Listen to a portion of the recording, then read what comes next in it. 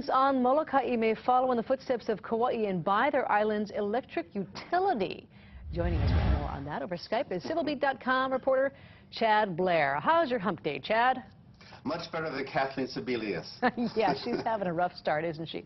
All right, so let's talk about this possibility here, already happening on Kauai, possibly Molokai.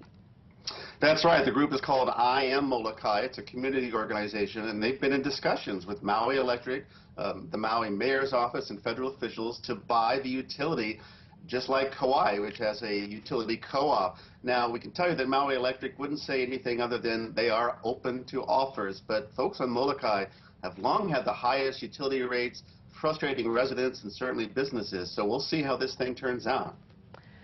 Another story you've been following that has just been fired up in the past few months is what's going on with the anti-GMO movement. And this is interesting. This time it sounds like they're putting some pressures not on politicians but on Kamehameha School as a big landowner around here. That's right. There's a protest set Sunday in Haleiwa against Kamehameha Schools. That's because it leases land to Monsanto, the biotech giant. It's being organized not only by anti-GMO folks, but surfers, which is fitting given that it's the North Shore. They're going to have Shane Dorian and Kelly Slater on hand for their protest. As we've reported, anti-GMO movements have been very successful. Kauai, the Big Island, they're looking at Maui. Maybe Oahu is next. Yeah, that movement spreading and spreading fast. All right, so here's another interesting one.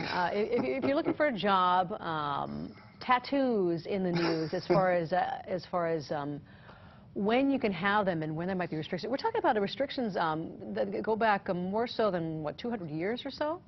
Oh, that's right. Well, the Army, for example, is now going to say you can't have tattoos below the elbow and below the knee now that they're winding down the war in Afghanistan and Iraq is over. They could be more picky about who they enlist. But, you know, it's not just the Army. Here at home, HPD, the Honolulu Police Department, is going to require you got to cover up those tattoos either with makeup or long sleeve shirts. Even Hawaiian Airlines requires that you not display your tattoos. They find that offends Asian tourists.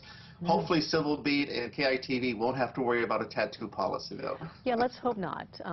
Even though I don't have any tattoos, but there are a lot of people who do, and a lot of great artwork that people find popular. So it's going to be Absolutely. It's going to be interesting to see what happens. All right, thanks a lot, Chad, for joining us this morning. You enjoy the rest of your week.